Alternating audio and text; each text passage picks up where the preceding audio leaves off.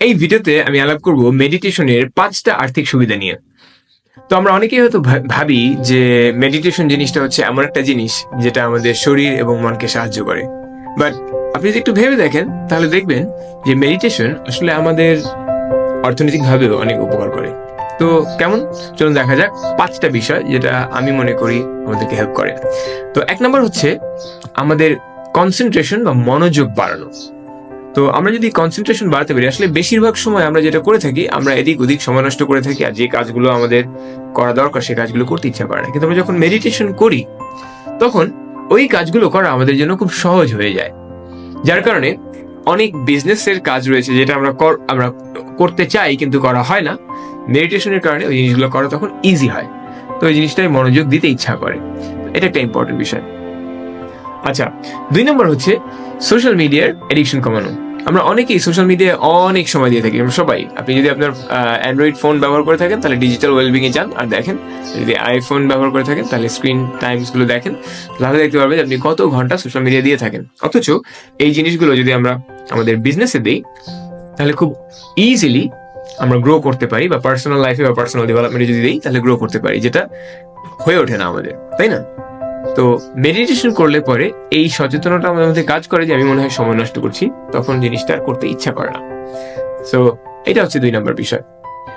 3 নম্বর বিষয় হচ্ছে super strong personal relationship. তো আমরা যেটা করি, যখন মেডিটেশন না করি তখন আমাদের মধ্যে এমপ্যাথি জিনিসটা কাজ করে কম, কারণ আমরা সবসময় ডিস্ট্রাক্টেড থাকি। তো যখন ডিস্ট্রাক্টেড থাকি তখন আমরা আমাদের পার্টনারের বিষয়ে আমরা ভেবে উঠতে পারি না যথেষ্ট। কিন্তু মেডিটেশন করার ফলে যেটা হয়, আমরা কাম থাকি, আমরা সচেতন থাকি, প্রেজেন্ট মোমেন্টে থাকি। তখন আমাদের পার্টনারের ভালো মন্দগুলো আমাদের ভাবতে ইচ্ছা করে, বুঝতে ইচ্ছা করে, তাদেরকে প্রায়োরিটি দিতে ইচ্ছা করে আগের চেয়ে বেশি। তো পার্টনার যদি হ্যাপি থাকে, খুব স্বভাবতই তাদের সাপোর্ট আমাদের বিজনেসে বা পার্সোনাল লাইফে বা ওয়ার্ক লাইফে, ক্যারিয়ার লাইফে ও চলে আসে। তো মেডিটেশন আমাদের পার্সোনাল লাইফও স্ট্রং করে।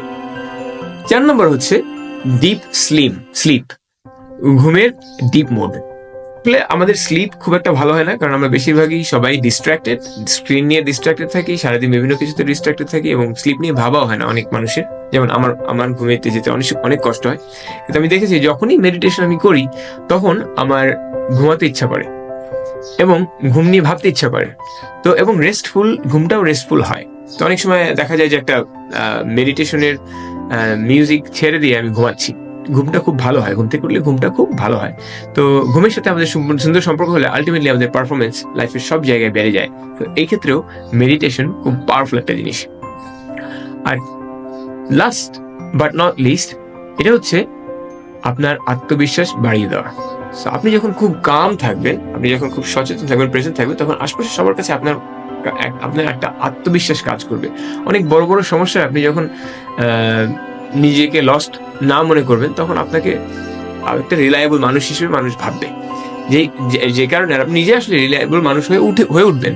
তো সেই ক্ষেত্রে যখন রিলায়েবল হয়ে আপনি ভাবতে পারবেন বা কিছু করতে পারবেন, অটোমেটিকলি সেই জিনিসটা আপনার বিজনেসে বা পার্সোনাল লাইফে রিফ্লেক্ট করবে, যেটা আলটিমেটলি আপনাকে ফাইন্যান্সিয়ালি হেল্প করবে। তো মেডিটেশন আসলে অনেক দিক থেকে আমাদের হেল্প করে, শুধুমাত্র আমাদের শারীরিক বা মানসিকভাবেই নয়, এটা আমাদেরকে ফাইন্যান্সিয়ালিও হেল্প করে। তো এই আর কি। আচ্ছা, যারা এই পর্যন্ত শুনে আসছেন তাদের জন্য একটা কুইক টিপ, সেটা হচ্ছে যে একটা বোনাস টিপ। সেটা হচ্ছে যে আপনি যদি মেডিটেশন একদম সম্পূর্ণ নতুন হয়ে থাকেন, আপনি জাস্ট একবার দম নিয়ে শুরু করে দিতে পারেন মেডিটেশন করা। যেমন এরকম, জাস্ট চোখটা বন্ধ করেন, ডিপ ব্রেথ, আস্তে আস্তে ছাড়ুন, and that's it, done. Meditation এতটুকুই সহজ। এই যে একটা মুহূর্তের জন্য আপনি থামলেন, এটা দিয়ে আপনি শুরু করতে পারেন আপনার মেডিটেশনের জার্নি। সো হোপফুলি আপনি ট্রাই করবেন। Hopefully it will help you, and not just your health and mind, but also your bank account. Take care, guys.